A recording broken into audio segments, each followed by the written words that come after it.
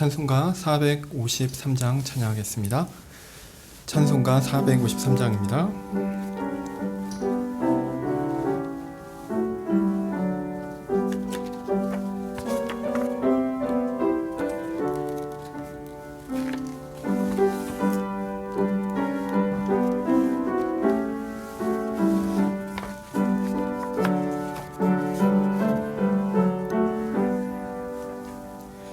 주는 나를 기르시는 목자요, 나는 주님의 귀한 어린 양.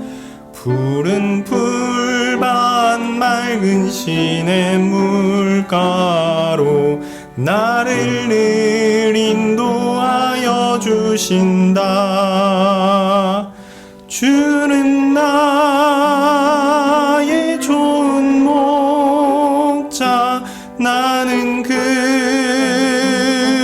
어린 양. 저를 따라 꼴을 먹여주시니 내게 부족함 전혀 없어라. 예쁜 새들 노래하는 아침과 노을 비끼는 고운 황혼에 사랑하는 나의 목자 음성이 나를 언제나 불러주신다. 주는 나의 좋은 목자, 나는 그의 어린 양. 저를 따라 꼴을 먹여주시니 내게 부족함 전혀 없어라. 못된 짐승 나를 해치 못하고 거친 비바람 삼지 못하리. 나의 주님 강한 손을 펼치사 나를 주야로 지켜주신다. 주는 나의 좋은 목자, 나는 그의 어린 양. 저를 따라 꼴을 먹여주시니 내게 부족함 전혀 없어라. 아멘.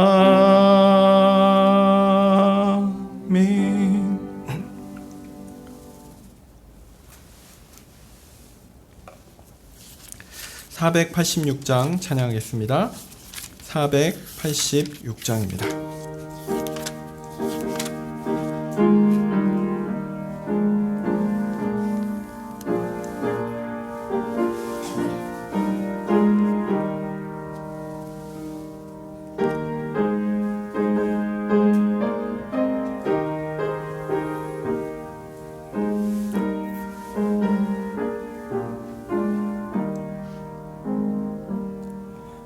주 예수여 은혜를 내려주사 고충 많게 하옵소서. 이 줄이고 목마른 나의 맘에 주 성령을 부소서. 주 예수여 충만한 은혜 내 영혼에 부소서. 주 예수만 나의 힘 되고 내 만족함 됩니다. 주 예수여 죄에서 풀어주사 날 정결케 하옵소서. 이 세상의 유혹이 나의 맘에 틈 못하게 하옵소서. 주 예수여 충만한 은혜 내 영혼에 부으소서. 주 예수만 나의 힘 되고 내 만족함 됩니다. 옛 야곱이 천사와 씨름하던 그 믿음을 주옵소서. 이 세상의 물결이 흉흉해도 날 평안케 하옵소서. 주 예수여 충만한 은혜 내 영혼에 부으소서. 주 예수만 나의 힘 되고 내 만족함 됩니다. 주 예수여 완전한 주의 사랑 나 받기를 원합니다. 그 사랑이 내 맘에 충만하여 날 기쁘게 하옵소서. 주 예수여 충만한 은혜 내 영혼에 부으소서. 주 예수만 나의 힘 되고 내 만족함 됩니다. 내 마음에 임하신 주의 성령 늘 계실 줄 믿습니다. 그는 사를 나에게 부어주사 주 섬기게 하옵소서. 주 예수여 충만한 은혜 내 영혼에 부으소서. 주 예수만 나의 힘 되고 내 만족함 됩니다.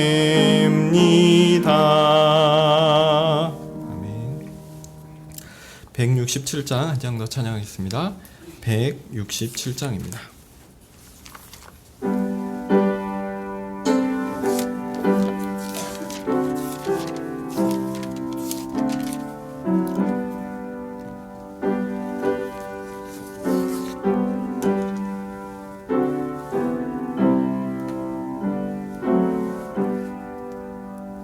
주 예수의 강림이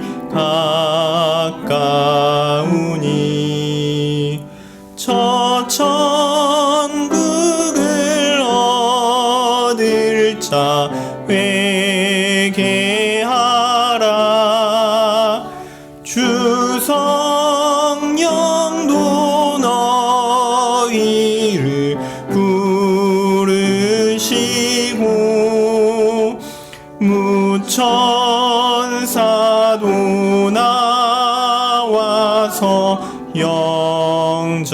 영접하네.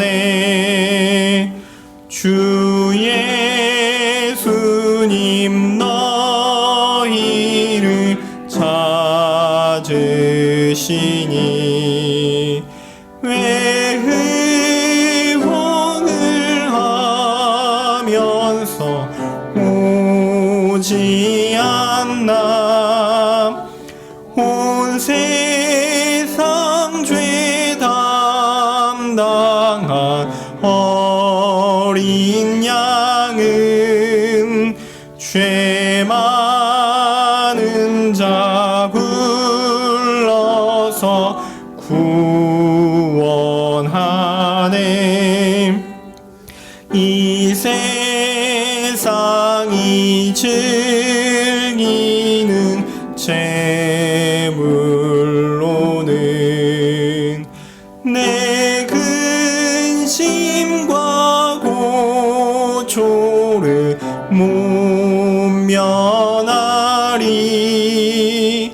또 숨질 때 위로를 못 얻으며 저 천국에 갈 길도 못 찾으리.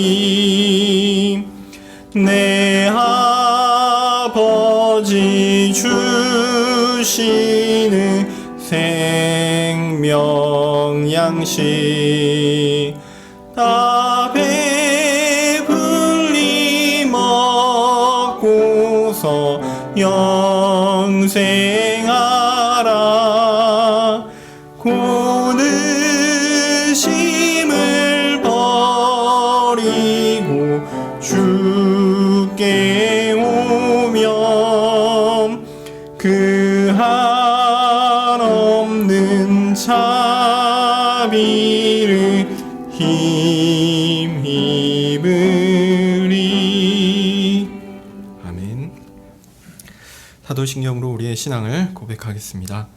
전능하사 천지를 만드신 하나님 아버지를 내가 믿사오며 그 외아들 우리 주 예수 그리스도를 믿사오니 이는 성령으로 잉태하사 동정녀 마리아에게 나시고 본디오 빌라도에게 고난을 받으사 십자가에 못 박혀 죽으시고 장사한 지 사흘 만에 죽은 자 가운데서 다시 살아나시며 하늘에 오르사 전능하신 하나님 우편에 앉아 계시다가 저리로서 산자와 죽은 자를 심판하러 오시리라. 성령을 믿사오며 거룩한 공회와 성도가 서로 교통하는 것과 죄를 사하여 주시는 것과 몸이 다시 사는 것과 영원히 사는 것을 믿사옵나이다. 아멘. 거룩하신 하나님 참 감사합니다. 참 비오고 또 어려운 날씨 가운데도 주의 말씀을 듣고자 이 자리에 왔습니다. 하나님께서 귀한 말씀을 우리에게 주시기를 간절히 소원합니다. 하나님, 주께서 우리를 구원하시되 우리에게 있는 어떤 것을 보지 않으시고 오직 예수 그리스도의 구속 사역으로 말미암아 우리를 구원하심에 다시 한번 감사드립니다.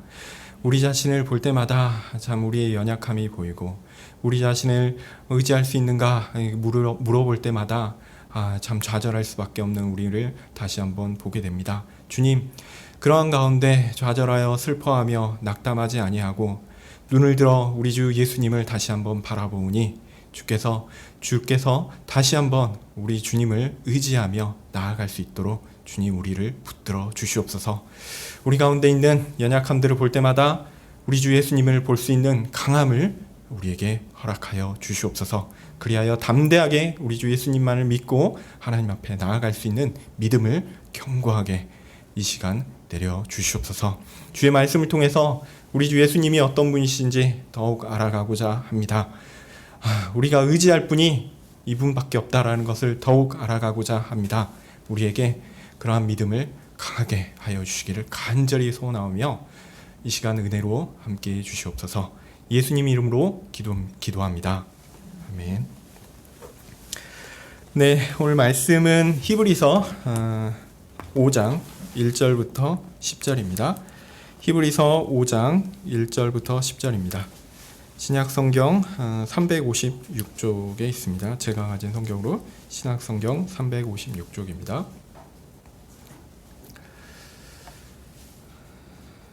제가 읽겠습니다.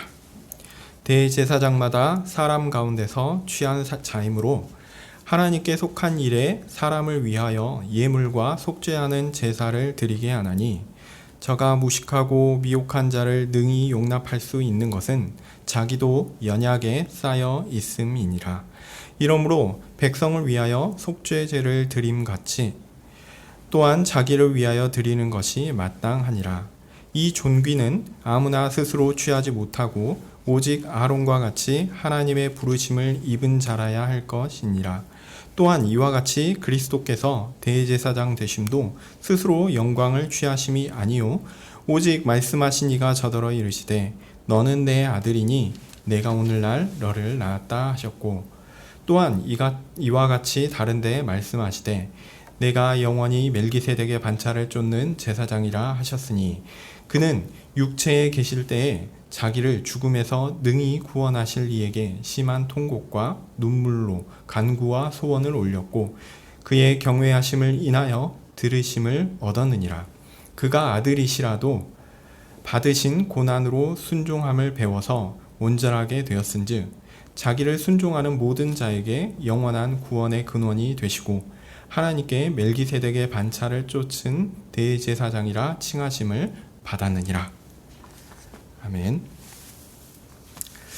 네, 우리는 오늘 기독론에 대한 내용을 좀 살펴보려고 합니다. 지난번 제가 설교할 때는 도마의 경험을 통해서 우리가 만나는 기독론의 현실에 대해서 짧게 살펴보았습니다. 우리는 예수님을 만나는 순간 알게 됩니다. 예수님은 하나님이시다라는 것을 알게 됩니다. 당연히 예수님은 우리를 구원하시기 위해 이 땅에 오시고 고난받으시고 십자가에 못 박히셨다가 다시 살아나셔서 하늘로 올리우신 참 사람이십니다. 예수님께서 하나님이시고 사람이라는 것은 어떤 모순도 없고요, 어떤 충돌도 없습니다. 마치 그것이 모순되고 충돌되는 것처럼 느껴진다면 그것은 우리가 하나님을 잘 모르는 그런 부족한 존재이기 때문에 그런 것이지, 예수님 안에 실제로 그런 모순과 충돌이 있는 것은 결코 아닙니다. 또한 지난번에는 전통적으로 예수님에 대한 인식이 둘로 나뉜다라는 것도 말씀드렸습니다. 우리는 이 두 가지를 균형 있게 다루는 일에 많이 실패합니다. 아니, 주로 실패합니다. 그래서 많은 이단들이 생겨났습니다. 첫 번째가 말씀 육신 기독론이라고 말씀드렸고, 두 번째는 말씀 사람 기독론이라고 말씀드렸습니다. 처음에 말씀드린 말씀 육신 기독론은 이렇게 표현하면 쉽습니다. 말씀이 육신을 입으셨다. 여기서 얘기하는 말씀은 흔히 그 로고스라고 표현되는 그 요한복음에 나오는 그 표현 그대로를 가리키는 것이거든요. 그러니까 사실은 이게 조금 이 표현 자체는 헬라 철학에서 그대로 가져온 것입니다. 그러니까 하나님이 있고 하나님의 제일 가까운 존재가 있으니 이게 로고스라는 겁니다. 이 로고스가 하나님과 사람 사이의 중재가 되는 존재다라고 해서 이런 그리스 철학적인 개념인데, 이건 사실 그대로 갖고 왔어요. 어쨌든 우리가 가져올 때는 이 로고스하고 하나님은 같은 겁니다. 그래서 말씀이신 예수 그리스도를 가리키는 용어로서 이 로고스가 사용되는 것인데요. 그런 의미에서 하나님이신 예수님을 가리키는 표현이라고 이해하시면 좋겠습니다. 네, 어쨌든 이 말씀이 육신을 입으셨다 이렇게 표현하는 것이 쉽습니다. 여기에서 강조점은 말씀에 있어요. 즉 예수님께서 하나님이시다라는 것을 강조하는 것입니다. 그러니까 하나님이신 분이 육신을 그냥 입었다라고 생각하는 거예요. 그래서 강조점은 하나님에 있다라는 겁니다. 이렇게 하나님에 대한 강조점은 반대로 예수님께서 사람이시다라는 것을 경시하는 경향으로 나타납니다. 이런 것은 아까 말씀드렸듯이 플라톤 철학의 영향을 그대로 좀 반영을 합니다. 플라톤은 이원론, 영육 이원론을 얘기하거든요. 영을 이야기하고 육을 이야기합니다. 영은 좀 근원적인 것이고 육은 그것을 어떤 의미에서 이 땅에 보여주는 것인데, 근원적인 것이 있고 보여주는 것이 있으면 이 근원적인 것이 훨씬 더 중요한 겁니다. 육은 그것들을 반영하기는 하나 완벽하게 반영하지는 못해요. 그런 차이가 있다라는 겁니다. 이러한 방식으로 설명을 했고 또 당시에 이러한 경향들이 아주 많았기 때문에 일반적이었기 때문에 또 어쩔 수 없는 설명이기도 했습니다. 그래서 주로 영은 선하고 육은 악하다, 이런 영육이원론에 입각한 설명을 하는 경우가 많았습니다. 그래서 하나님과 관련된 영적인 것을 많이 추구했습니다. 그래서 이렇게 얘기하는 사람들의 성경 해석 방식도 좀 독특합니다. 성경도 영적인 추구의 대상이 돼요. 왜냐하면 굉장히 영적이고 좋은 의미를 가지고 있다라고 하면 이게 이 세상에서 관련된 육과 관련된 이런 내용보다는 뭔가 하나님의 존재에 대한 영적인 어떤 것들에 대한 깊이 있는 내용들이 숨어 있을 것이다 라고 보면서 성경을 그냥 단측만 보는 게 아니라 문자적으로 나온 내용만 보는 게 아니라 그 안에 있는 여러 가지 알레고리랑 뭐 여러 가지 이용을 통해서 그 안에 깊이 있는 내용들, 영적인 내용들이 숨어 있다. 이것들을 발굴해내는 것이 목사의 역할이다. 이런 식으로 강조하기도 했습니다.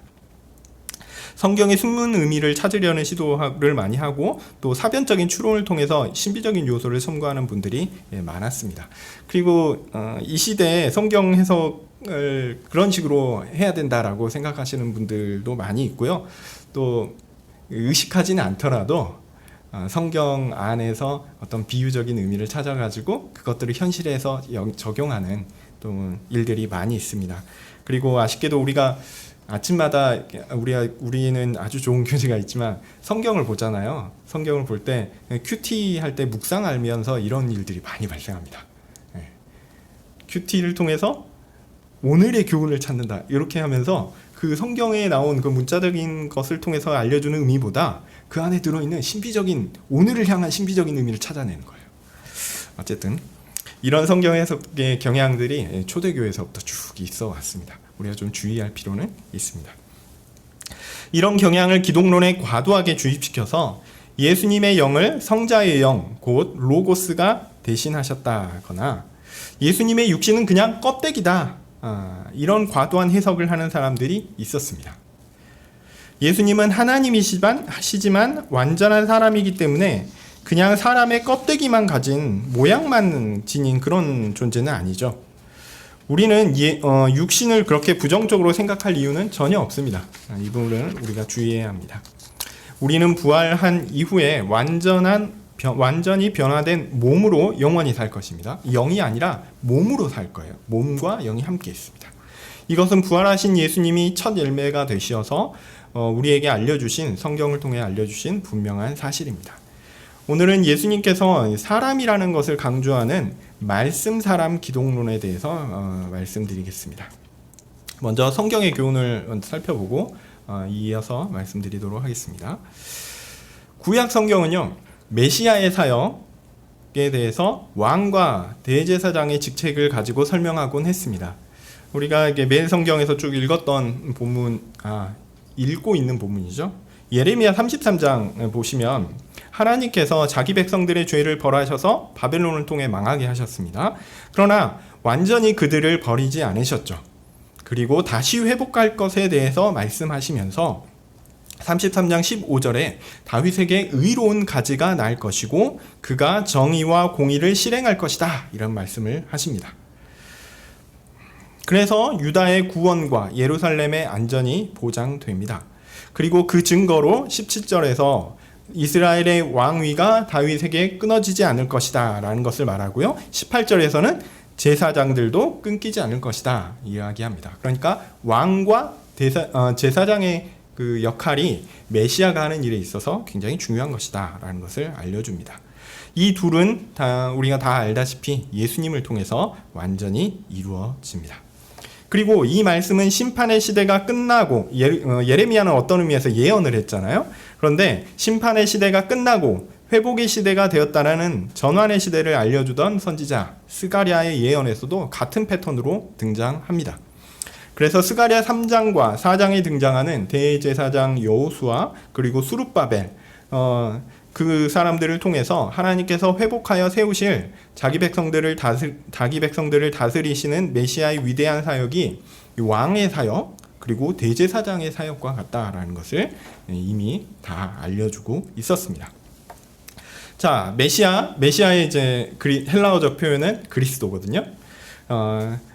그리스도의 사역에 대해서 기독론의 역사에 대해 어느 정도 다룬 후에 기독론의 역사에 대해서는 제가 어느 정도 다룬 후에 자세히 말씀드릴 것입니다. 특히 오늘 히브리서 본문은 대제사장으로서 그리스도의 역할에 대해서 자세히 설명하고 있는데요. 결론은 뭐냐면 그리스도께서 멜기세덱의 반차를 따르는 대제사장이다라는 겁니다. 이건 예수님이 그러면 제사장인가? 라는 것에 대해서 사실 의문이 있을 수 있습니다. 왜냐하면 예수님은 엄밀하게 유다 지파에 속한 분이기 때문에 레위 지파 출신이 될 수 있었던 제사장은 아니라고 할 수 있죠. 그것에 대해 히브리서는 아주 놀라운 방식으로 레위 지파 제사장보다 더 높은 급이 좀 더 높은 인물의 후계자로서 메시아를 연결시키고 있습니다. 레위 지파의 조상 중에 가장 큰 조상 누구죠? 아브라함이죠. 네. 아브라함에게 제사장 역할을 했던 인물이 있습니다. 그가 바로 멜기세덱입니다. 모든 하나님의 백성들을 자신의 허리에 품고 있었던 사람, 아브라함. 그 아브라함을 하나님과 연결시키는 멜기세덱이라는 독특한 존재가 바로 그리스도를 가리키는 것이었다라고 히브리서 저자는 말하고 있는 것이죠. 다만 오늘 우리는 사람으로서 예수님에 대한 내용만 초점을 맞출 거니까요. 아마 다음번에 제가 그 예수님의 사역, 메시아의 사역으로서 대제사장의 사역에 대해서는 다음번에 자세히 살펴보도록 하겠습니다. 일단 중요한 것만 살펴보면 1절 말씀에서 대제사장은 사람이다 라고 이야기합니다. 하나님께 속한 존재이지만 목적은 무엇을 위해 있냐면 사람을 위해 있습니다. 곧 사람을 하나님께 연결시키는 일을 하는데 이게 누구 편에서 하는 거냐면 사람 편에서 하는 거예요.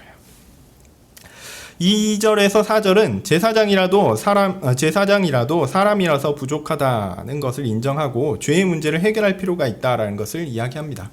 그렇기 때문에 어떤 의미에서 일반 제사장은요, 사실 진짜 제사장이라고 하기 어렵습니다. 연결시키는 것 같은데 연결할 능력이 실제로는 없어요. 왜요? 죄인이니까요. 그래서 레위 지파 제사장들은 실제로는 그냥 그림과 같은 존재입니다. 연결시키는 것 같은데 연결시킬 능력이 없어요. 그들은 누구를 가리키는 것이었냐면 그리스도를 그림과 같이 가리키는 존재였다라는 겁니다. 네, 죄인이 어떻게 죄인을 하나님께 이끌 수 있겠습니까? 그러면 어떤 존재가 필요합니까? 죄로부터 자유로운 특별한 존재가 필요합니다. 그 특별한 존재 때문에 시편 2편 7절을 인용하는 구절이 나옵니다. 너는 내 아들이라 오늘날 내가 너를 낳았도다. 하나님께서 특별한 존재를 이 메시아로 그리스도로 또 제사장을 직분을 할 수 있게끔 특별하게 낳아서 임무를 부여하신 것입니다. 하나님으로부터 온 특별한 존재가 하나님께 죄인을 중재하는 제사장의 역할을 해야 되는 것이죠. 이것은 구원받아야 하는 모든 하나님의 백성을 대표하는 아브라함이 그와는 별개인 한 사람, 제사장 멜기세덱을 통해서 하나님께 연결된 것과 같은 원리입니다. 이것을 보면서 이제 멜기세덱의 정체에 대해서 궁금해하시는 분들이 많이 있었고 많이 있습니다. 사실 우리는 잘 알지 못합니다. 다만 아는 것은 그가 독특한 사람이었고 예수님은 그렇게 자기가 구원하고자 하는 백성들을 어떤 의미에서 밖에서 중재하면서 하나님께 이끌 수 있는 멜기세덱과 같은 독특한 제사장이었다라는 사실을 가르쳐주는 것입니다.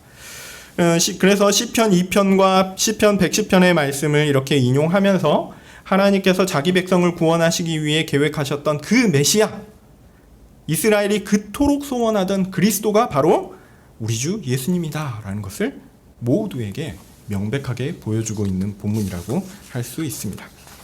그래서 7절 말씀은 오늘 말씀 중에 제가 집중하고 싶은 구절인데요.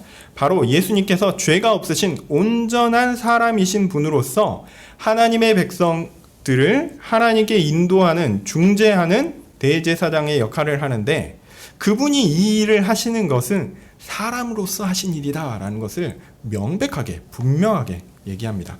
10절 뭐라고 나오죠? 그는 육체로 계실 때에 자기를 죽음에서 능히 구원하실 이에게 그분이 사람으로서 이 일을 하신 거다라는 것을 보여줍니다.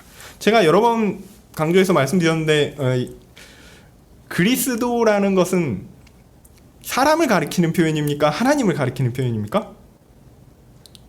이것도 헷갈리시죠? 사람을 가리키는 표현입니다. 사람입니다. 왜냐하면 그리스도는요, 하나님께서 어떤 특정한 일을 위해서 임명한 사람을 가리키는 거예요. 오늘 본문도 메시아에 대한 설명, 대제사장에 대한 설명을 보면 철저히 사람으로서 메시아가 감당해야 하는 일이다라는 것을 우리는 볼 수 있습니다. 어쨌든 오늘 본문은 너무 명백하게 알려주고 있어요. 예수님께서 육체로 계실 때에 곧 사람이 되셔서 하나님께 통곡과 눈물로 간구와 소원을 올렸고 그의 경건하심은 하나님께 들음이 되었다라고 합니다. 예수님은 대제사장으로서 하나님의 사람들을 하나님께 인도하고 연결하신다라는 말입니다. 사실 그 일을 할 분은 예수님밖에 없죠. 다들 죄인이기 때문에 모두 다 죄인이라서 하나님과 상관없이 하나님과 떨어져 있어요. 그런데 어떻게 하나님과 연결할 수 있는 중보자, 중재자 역할을 할 수 있겠습니까?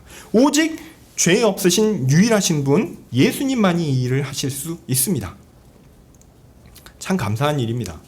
예수님은 자기 백성을 이렇게 구원하시기 위해 고난을 받으셨고요, 온전함을 이루셨어요. 그리고 자기를 따르는 자들, 달리 말해서 하나님께서 구원하시기로 한 하나님의 예정된 사람들에게 구원의 근거가 친히 되셨습니다. 그래서 그들을 하나님께 연결하는 일을 하셨던 것이죠. 네, 이 말씀을 통해 드릴 여러 가지 다른 이야기가 사실 있습니다. 하지만 분명한 것은요, 예수님께서 우리를 구원하시는 데 있어서 매우 중요한 근거는 뭐냐면 예수님께서 진짜 사람이셨다라는 사실입니다. 그리고 예수님이 진짜 사람으로서 그 구속의 일을 감당하셨다, 행하셨다라는 겁니다. 예수님은 육체라는 옷만 입은, 그냥 하나님이신데 그냥 육체라는 껍데기만 입은 그런 존재가 아니었어요. 없어질 그냥 육신만 입고 있다가 어느 순간에 그냥 벗어버리고, 나는 이제 깝깝했던 육신을 버리고 다시 신적 존재로 갈 거야, 이렇게 하신 게 아니었습니다. 예수님은요, 진짜 사람이셨어요. 예수님은 육체라는 옷만 입은 그냥 사람과 같은 하나님이 아니라 진짜 사람이셨습니다. 예수님은 정말 사람입니다. 더하여 예수님은 정말 특별하신 분인데 죄가 없는 독특한 유일한 존재였습니다. 그렇기 때문에 예수님은 우리의 구원자가 되실 수 있었습니다. 이 내용을 꼭 기억하시고요. 이제 이어서 조금 지루하실 수도 있을 만한 교리적인 내용들을 좀 다루도록 하겠습니다. 예수님께서 사람이시라는 사실을 강조하는 흐름에 대해서 말씀드리려고 합니다. 이 내용이 이제 아까는 말씀, 육신 기독론이었다고 하면 지금이 말씀, 사람 기독론입니다. 하나님이신 예수님께서 사람이 되셨다, 이렇게 설명하는 거예요. 강조점은 어디 있죠? 사람이 되셨다. 그래서 사람됨을 강조하는 표현입니다. 이 입장은 말씀이신 예수님께서 사람이 되셨다라는 것에 초점을 맞춥니다. 그래서 사람이신 예수님을 매우 강조합니다. 이런 견해를 가진 사람들은요, 좀 이게 또 철학을 얘기해서 좀 죄송하긴 한데 다 어쩔 수 없습니다. 왜냐하면 당시의 흐름이 그랬기 때문에 설명 방식이 이럴 수밖에 없었고, 제가 생각하기에 이 사람들이 인류의 보편적인 사고 방식들을 최초로 표현한 사람은 아닌데 어떤 의미에서 좀 그렇게 정리가 됐어요. 그리고 그 정리된 서구 문화를 우리가 그대로 받아들여서 시작했기 때문에 이런 사람들의 이름을 이야기할 수밖에 없다는 게 좀 안타깝습니다. 어쨌든 아까 제가 그 말씀, 육신 기독론은 누구를 주로 어떤 사람의 방식을 주로 따르는 것처럼 보인다고 말씀드렸죠? 플라톤이죠. 그러면 또 한 사람 누굴까요? 아리스토텔레스입니다.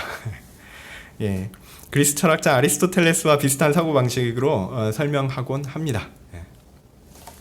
하나님의 신비롭고 비밀스러운 것보다는요, 예수님의 사람 되심과 그의 사역을 우리의 경험과 이성 가운데 파악하려고 시도합니다. 심지어 하나님에 대한 이해도 사람의 합리적 이성 가운데 파악될 수 있는 수준에서 정리해서 체계화하려는 시도를 합니다. 그들이 이런 시도를 하는 것은 하나님께서 자기 백성들에게 계시를 통해 자신을 드러내실 때 그 백성들의 이해와 경험의 수준을 고려하셨다라고 생각하기 때문입니다. 그래서 이런 사람들의 성경 해석은요, 숨겨진 비밀의 의미를 찾는 알레고리보다는 문장에서 직접 드러나는 의미를 찾는 문자적 해석을 사실 선호합니다.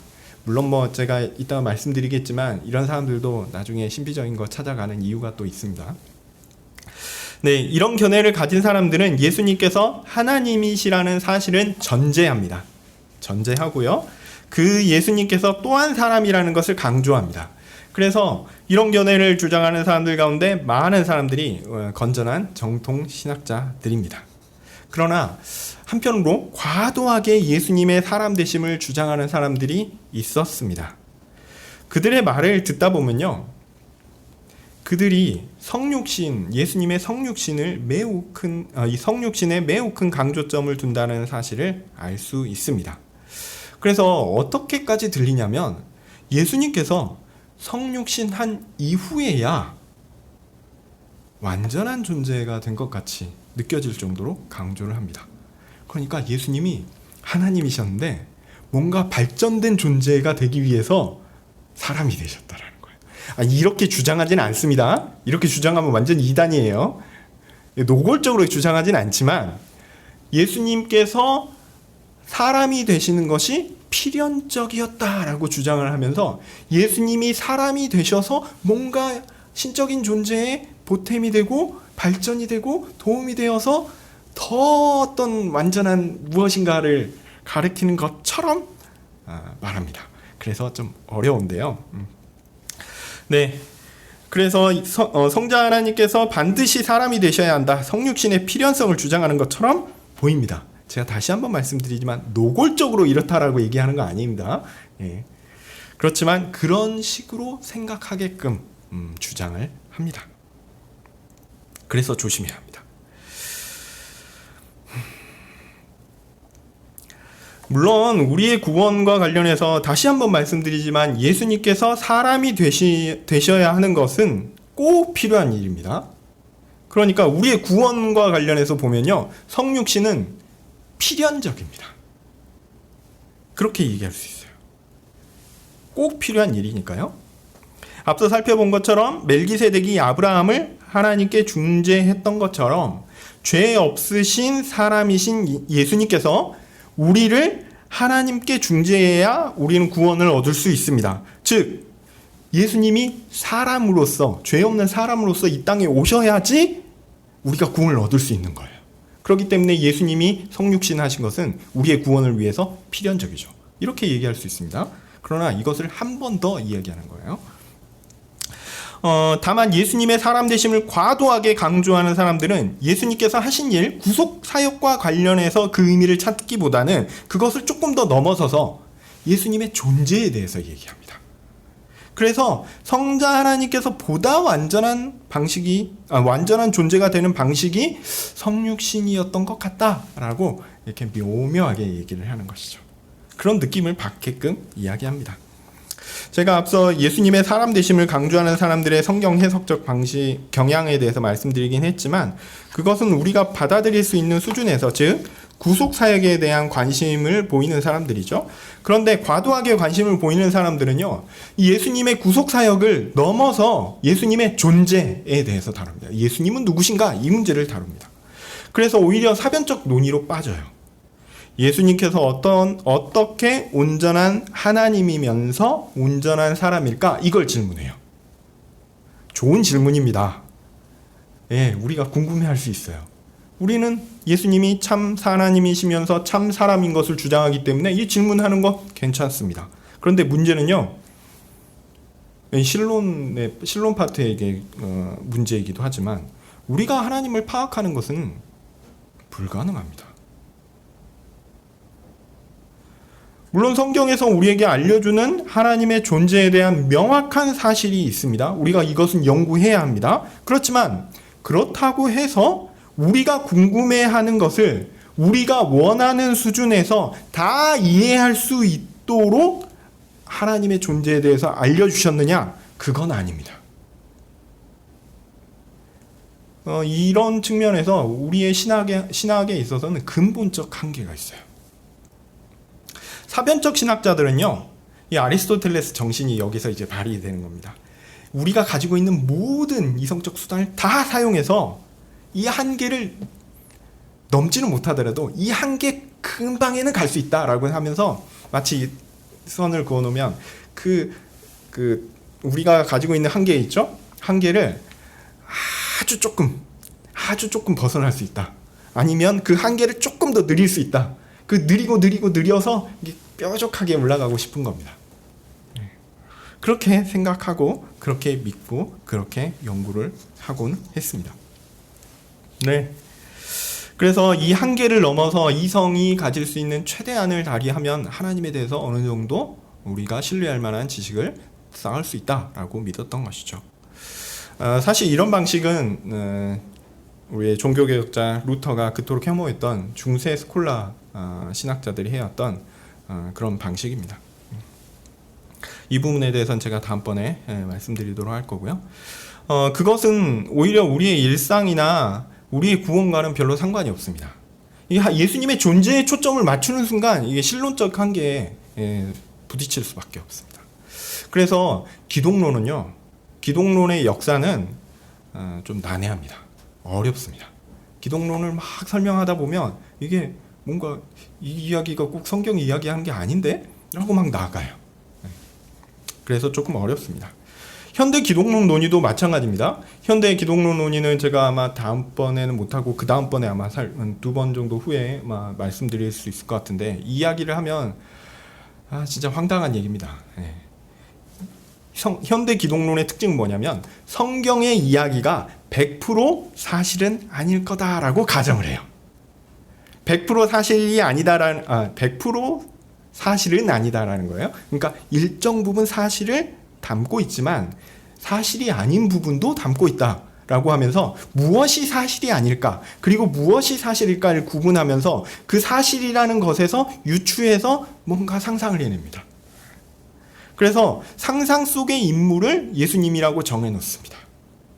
그리고 그 상상 속의 인물을 정해놓고 그가 어떤 성향을 가졌을까, 그의 정신세계는 어떠할까, 그는 어떤 윤리적인 가치를 가지고 있을까, 이것을 논합니다. 이야기해요. 그리고 그것을 신학적 작업이라고 이야기합니다. 네. 그래서 그 사람들 이야기하면요, 참 왜 예수님을 믿는가 참 한심합니다. 그 사람들의 이야기를 현대신학에서 다루고 있으면 현대신학은 솔직히 이야기할 게 없어요. 성경을 믿지 않는 순간 우리는 진짜 갈 때까지 갑니다. 하여튼 이 이야기는 다음번에 제가 간략하게 말씀드릴 거고요. 하여튼 우리는 성경이 가르치는 바의 기초에서 이야기해야 합니다. 너무 사변적으로 나아가서도 안 되고 성경 이야기를 믿지도 않고 그냥 허망된 상상의 이야기를 해서도 안 됩니다. 이 성경이 이야기하는 것을 넘어서는 순간 우린 죄인이잖아요. 그래서 우리의 이성도 죄로 물들어 있거든요. 그렇기 때문에 엉뚱한 곳으로 빠질 수밖에 없어요. 우리가 이 부분을 놓치지 말아야 합니다. 자, 초대교회 역사 가운데 과도하게 예수님의 사람됨을 주장하다가 이단으로 정죄된 사람 중에 대표적인 사람이 누가 있냐면 네스토리우스가 있습니다. 이 사람 이름을 좀 기억하시는 게 좋습니다. 네스토리우스. 그를 따르던 사람들이 교회 공동체를 이루어서 존속되었고요. 선교도 열심히 했습니다. 그래서 중국에 예전에 선교되었을 때 경교라고 불리죠. 이 경교가 네스토리우스가 세운 종파 중에 하나입니다. 그들을 이단으로 정죄해야 하는가, 이 문제는 사실 좀 애매합니다. 왜냐하면 이제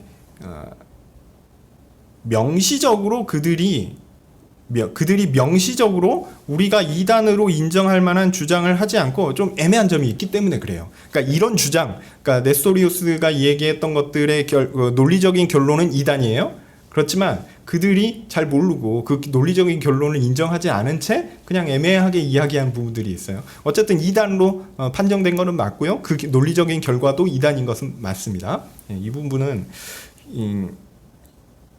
이단 판정할 때 굉장히 좀 조심해야 되는 부분이 있기 때문에 제가 말씀드리는 겁니다.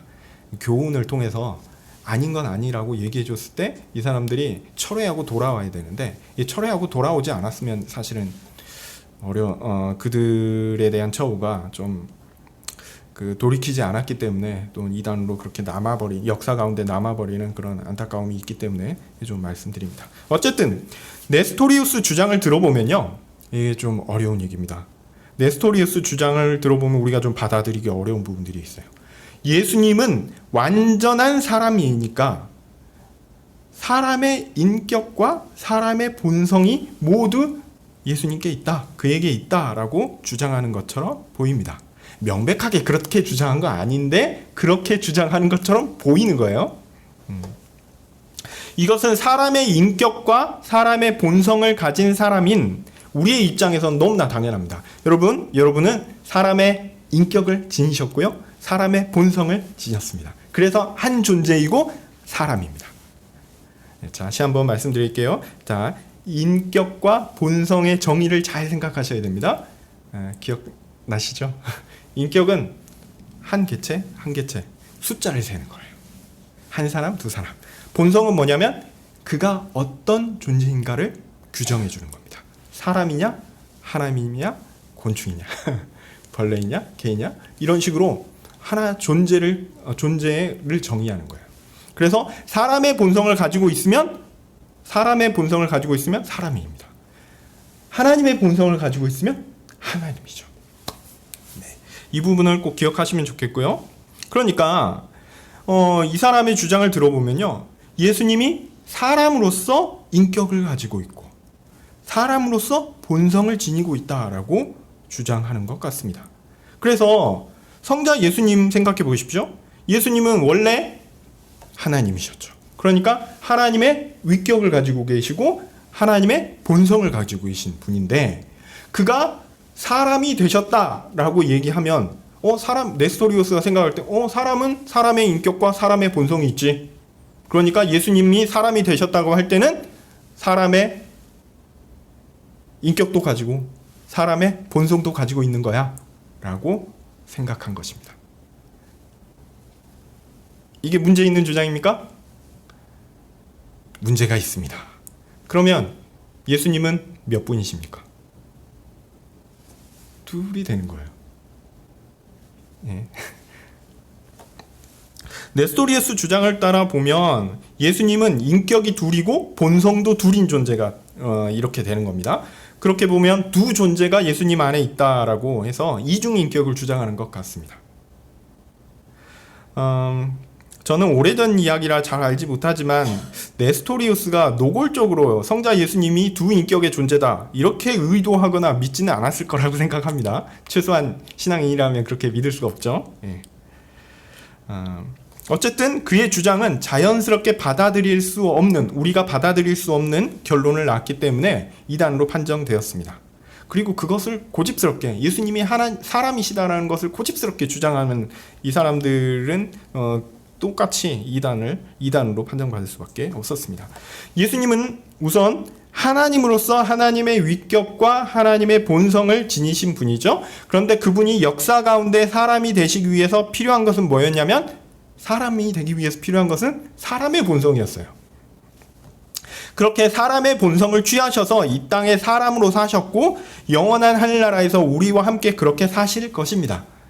네스토리우스는 이렇게 한 분 하나님에 대한 이해를 망가뜨리는 구조를 세운 겁니다.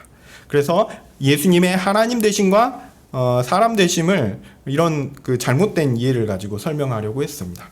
어떤 의미에서 하나님 되심과 사람 되심을 모두 강조하고 싶어서 사람 되심에서 오해될 수 있는 부분을 확실하게 좀 붙잡아 놓은 것 같아요. 이건 잘못된 이해에서 기인했지만 그렇습니다. 예수님은 완전한 사람이시기 때문에 사람의 인격과 본성을 가져야 한다라고 이렇게 주장한 것이죠. 그러나 이 주장은 칼케톤 신조에 따르면 인격과 본성의 정의를 잘못 이해한 것이고요, 혼동한 것입니다. 잘못된 견해입니다. 그런 면에서 우리는 용어의 해석을 잘 두고 영어의 해석을 우리 항상 염두에 두고 생각해야 합니다. 또한 한편 제가 이 부분에 네스토리우스 견해가 또한 이후에 이제 오해될 수 있고 잘못된 부분으로 발전한 부분은 또 말씀드릴 겁니다. 한편 네스토리우스는 하나님을 낳은 자라는 칭호를 공격하기도 했습니다. 이 용어가 하나님과 사람을 혼동하게 만들고 또 마리아를 여신으로 만드는 것이다 이렇게 주장했습니다. 다시 한번요. 마리아를 하나님을 낳은 자라고 칭한 것이죠. 이 어떤 느낌이 드세요? 좀 이상하죠. 네. 네스토리우스가 제가 볼 때는 맞는 것 같아요. 느낌상. 네, 맞습니다. 하나님을 낳은 분이 하나님이라고 생각하는 것은 맞죠. 그러니까 하나님을 낳은 마리아를 하나님을 낳은 자 이렇게 표현하면 하나님을 낳았으니까 하나님이어야지. 그래서 마리아도 하나님이라는 걸 주장하는 거 아니냐 이런 느낌이 들잖아요. 네, 그게 맞죠. 그래서 저는 마리아를 하나님을 낳은 자 이렇게 쓰는 것은 적절하지 않다고 생각합니다.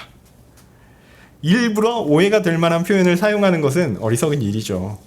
그러나 신학자들과 목회자들은 성도들의 오해를 풀어주기 위해서라도 이런 이야기, 이런 맥락은 좀 알아야 됩니다. 항상 모든 이야기는 맥락이 있기 때문에 이 맥락 가운데 이게 정통 교리로 받아들여진 그 이유를 조금 우리는 좀 알아야 돼요. 자꾸 예수님을 하나님의 아들 곧 하나님이라고 이야기하면서 예수님의 하나님 되심은 강조하고 사람이심을 놓치는 경우가 있어서 아예 예수님은 마리아의 아들이다. 이걸 바꿔 얘기하면요. 마리아는 예수님을 낳은 사람이다 라는 거죠. 이렇게 설명하는 것은 틀리지 않죠. 맞습니다. 예. 그런데 이것을 표현은 어색하지만 하나님을 낳으면 하나님이고 사람을 낳으면 죄송합니다. 이거 하나님이 낳으면 하나님이고 사람이 낳으면 사람인 거죠. 그래서 우리가 아버지 하나님 있고 아들을 하나님 있을 때 그 아버지께서 아들을 낳으셨다 이렇게 표현하거든요. 그래서 하나님의 아들이라는 표현은 그 성자의 하나님 신성을 분명하게 보장하는 표현입니다. 그래서 하나님이 하나님을 낳고 사람은 사람을 낳는 겁니다. 이렇게 이야기할 수 있는 거죠. 네, 그런데 예수님은 우선 하나님이시죠. 하나님이니까 예수님을 하나님이라고 바꾸어 표현하면 어떻게 됩니까? 아까 예수님은 마리아의 아들이라 그랬죠? 그러니까 마리아는 예수님을 낳았다. 근데 그 예수님이 하나님이시니까 바꿔 표현하면 어떻게 되죠? 마리아는 하나님을 낳았다. 이렇게 얘기할 수 있잖아요. 좀 말장난 같기도 한데 실제로 이렇게 쓴 겁니다. 실제로는. 이런 부분에 대한 의구심 때문에 마리아를 하나님을 낳은 자 말고 그리스도를 낳은 자라고 표현해야 한다라는 주장도 있었어요. 그런데 오히려 그리스도를 낳은 자라고 표현하면 안 된다라는 게 교회 결정이었습니다. 왜냐하면 그리스도는 아까 말씀드렸듯이 누구를 가리키는 표현이죠? 사람을 가리키는 표현입니까? 하나님입니까? 사람이에요. 그래서 마리아를 그리스도를 낳은 자라고 얘기를 해버리면 어떻게 되냐면 그냥 마리아가 그리스도를 낳았구나. 오케이, 그게 무슨 문제야? 근데 이렇게 되면 뭐가 문제가 된다고요? 그리스도가 언제 하나님이 되었지? 이렇게 질문을 하게 되는 겁니다. 그리스도로 낳았다라는 거는 사람이 그러니까 당연한 거지. 그런데 이 사람이란 존재가 언제 하나님이 된 거야? 라고 묻는 거죠. 그런데 먼저는 어떻습니까? 하나님이셨거든요. 제가 좀 여러분이 말로 헷갈릴 수 있는 부분을 말씀드리는 것 같아서 어쨌든 이 부분을 좀 이해하셨으면 좋겠고요. 어쨌든 그리스도를 낳은 분이다라고 이야기하면 마리아를 통해 태어나신 분이 하나님이 아닌 사람일 뿐인 그리스도라고 이해될 수 있기 때문에 이것들은 반대가 되었습니다. 자, 여기에서 중요한 거는 두 가지입니다. 일단 초점이요. 예수님께서 하나님이시면서 사람이라는 사실을 가리키는 것이 목적입니다. 이게 첫 번째고요. 두 번째는 이건 보통 간과하는 건데 마리아는 철저히 사람이라는 것은요. 기본적인 전제였어요. 이거는 아무도 의심하지 않는 거예요. 나중에 이제 마리아를 신적 존재로 이렇게 이야기하려거나 아니면 혹시 그게 그 말투가 그렇게 하느냐라고 생각할 수 있지만 누구도 마리아를 신적 존재로 가정하면서 마리아를 어떤 높이기 위한 목적으로 이 문구를 사용하지 않았다는 거예요. 이 문구는 철저히 예수님이 어떤 분이신가라는 목적으로 사용되었다라는 것을 기억해야 합니다. 이것이 맥락이니까 이 맥락을 이해하지 못하고 이 문구만을 가지고 마리아를 신적 존재로 높이려고 하는 것은 어리석은 일이고요. 또 신적 존재로 높여질까봐 이 문구를 부정하는 것도 사실은 몰라서 그런 것입니다. 그런 면에서 용어를 사용할 때는 그 맥락을 이야기하고 사용하는 것이 적절하고, 그렇지 않다면 오해가 될 표현은 자제하는 것이 좋겠다 생각합니다. 하여튼 마리아는 단순한 사람이었고요. 옛날에도 그렇고 지금도 그렇고요. 마리아는 이미 하나님이신 분이 사람으로 태어나실 때 어머니였던 사람이니까 그냥 하나님의 어머니라고 표현할 수 있는 것이고, 그냥 사람의 어머니라고 이야기하면 예수님이 사람이었다가 하나님이 되신 거 아니야? 이런 식으로 오해받을 수 있었기 때문에 정통신학자들은 그냥 하나님을 낳은 자라고 마리아를 표현한 것입니다. 저는 개인적으로 이 표현을 굳이 안 쓰는 것이 낫지 않은가 이런 생각하는데요. 하여튼 이게 혹시나도 여러분이 문헌 가운데, 책 가운데 볼 때 이게 정통 표현이라고 얘기할 때 조금 이해하는데 도움이 되셨으면 좋겠다 싶어서 말씀드립니다.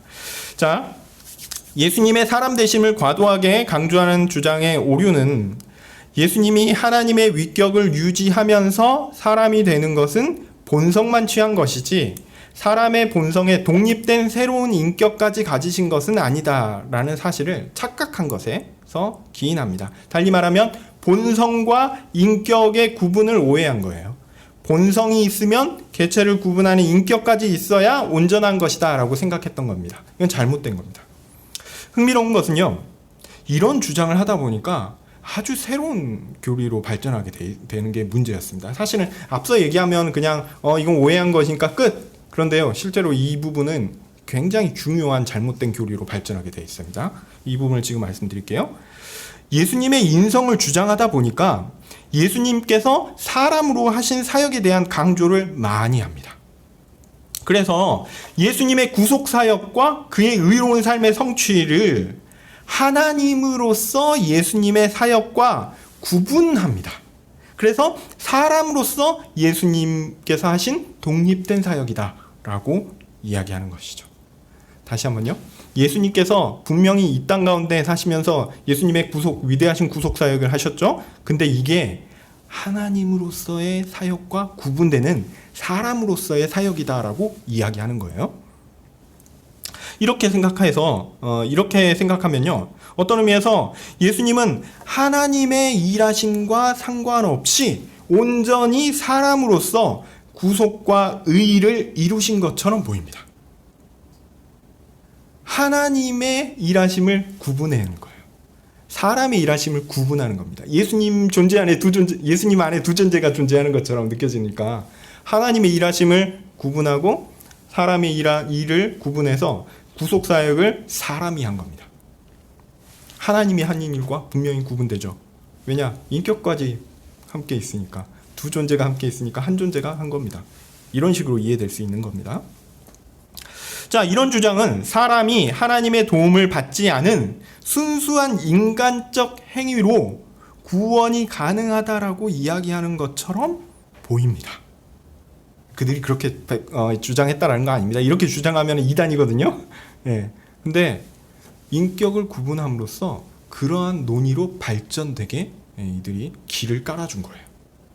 그러니까 문제가 있는 겁니다. 자, 성도의 윤리적 삶을 강조합니다. 이건 중요한 부분입니다. 근데 윤리적 삶을 강조하는 것이 어떤 이유에서 나왔다고요? 그가 그 윤리적 삶을 통해서 마치 예수님이 하신 것처럼 구원의 의의를 이루는 데까지 나아갈 수 있는 것처럼 생각한다는 거죠. 여기에서 우리는 살짝 누구를 볼 수 있습니까? 펠라기우스를 볼 수 있습니다. 애매한 경계가 있으니까 우리가 주의할 필요가 있습니다. 예수님 안에서 하나님의 일과 사람의 일을 구분하는 일들이 있는데 사실 이거는요, 불가능한 일입니다. 또 옳지도 않습니다. 예수님은 한 인격이시거든요. 한 분이시거든요. 그분이 하시면요, 이게 하나님의 일이고 그분이 하시면 사람의 일입니다. 우리가 복음서를 통해서 예수님께서 하신 수많은 사역들을 보잖아요. 그게 어떤 부분은 사람의 일이고 어떤 부분은 하나님의 일이고 이거 구분할 수 있나요? 없어요. 없습니다. 예수님은 한 분이세요. 그분은 하나님이시며 사람이십니다. 그분이 하시는 일은 하나님과 사람으로서 하신 일입니다. 우리가 이 부분을 꼭 기억해야 합니다. 물론 이제 하나님이 하시는 그 어떤 우리가 사람이 인지할 수 없고 사람이 감각할 수 없고 사람을 뛰어넘는 하나님이 하시는 일이 따로 있죠. 근데 그것과 사람의 일을 또 섞자, 이거는 또 안 됩니다. 이 부분을 얘기하는 건 아닙니다. 우리가 잘 모르니까 막 저도 이게 설명하면서도 이게 혹시나 오해하실까봐 걱정되기도 하는데 그런 건 아닙니다. 아니고 어쨌든 예수님이 하시는 일에 있어서 우리가 하나님의 일과 사람의 일을 구분하는 것 옳지도 않고 불가능한 일입니다.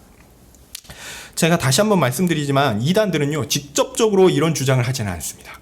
그런데 그들이 이야기하는 것을 잘 들어보면, 그리고 그들이 주장하는 바대로 따라갔던 사람들이 주장하는 것을 보면 이런 논리적 결과로 이르게 된다라는 겁니다. 그래서 직접적으로 두 인격을 주장하지는 않았을 것 같습니다. 만약 그렇게 주장했다면 분명히 이단이죠. 명백한 이단이죠. 그러나 그의 주장으로 하여금 두 인격을 주장한다라는 결론, 그리고 그것이 우리의 구원에 어떤 치명적인 문제를 가져올 수 있을 만한 위험한 요소가 분명하다라는 것은 여러분들이 꼭 기억하셨으면 좋겠습니다. 정통교회는 칼케톤 신조를 통해서 예수님께서 하나님으로서의 위격과 본성을 원래 지니신 완전한 하나님이신데 역사 가운데 인성을 취하심으로 완전한 사람이 되셨다, 이렇게 고백합니다. 예수님은 인성을 취하심으로 사람이 되신 것이지 사람의 인격과 본성을 가진 한 개체가 예수님께 쫙 부착되어서 더해진 것이 아니다라는 것, 그것을 분명히 밝히고 있는 것이죠. 그래서 예수님은 다시 한번 말씀드리지만 한 분이십니다. 제가 이렇게 설명을 했는데 제 설명이 좀 이해가 되셨는지 모르겠습니다. 우리는 성경의 교훈을 따라서 단순한 신앙을 갖는 것이 오히려 좋습니다. 그렇지만 좀 설명할 필요도 있거든요. 또 잘못된 사람들 또 이해할 필요도 있거든요. 그러니까 이런 부분들의 어려움이 있다라는 것들도 이해하시면서 최대한 단순하면서도 명쾌한 이해를 여러분들이 꼭 가지셨으면 좋겠고요. 제가 앞으로 이어서 중세 혹은 또 종교개혁과 현대 신학의 기독론 주제를 다룰 것입니다. 다룰 때 들으시면 오늘 말씀드린 내용들도 또 나오고 그러니까 좀 더 이해가 더 되시리라 기대합니다. 또 소망하기는 이 일을 통해서 우리 모든 성도님들의 신앙도 탄탄해지고 또 더 깊어지셨으면 좋겠습니다. 기도하겠습니다. 하나님, 감사합니다. 예수님께서 사람이 되신 것이 참 우리의 구원에 꼭 필요하다는 사실, 하나님 우리로 믿고 확신하며 주 예수 그리스도를 다시 한번 붙드는 그 믿음으로 나아갈 수 있는 그 확신을 주시기를 간절히 소원합니다. 하나님, 그러나 참 우리가 사람이 부족해서 죄인이라서 그 하나님이신 분이 또한 사람이셨다라는 사실을 볼 때 우리가 오해할 수 있는 요소들도 또한 많이 있었습니다.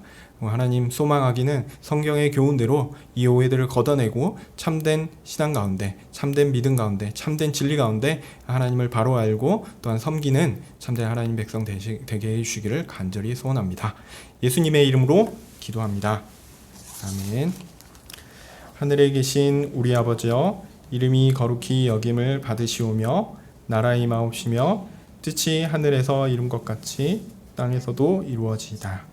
오늘날 우리에게 일용할 양식을 주옵시고 우리가 우리에게 죄 지은 자를 사하여 준 것 같이 우리 죄를 사하여 주옵시고 우리를 시험에 들게 하지 마옵시고 다만 악에서 구하옵소서.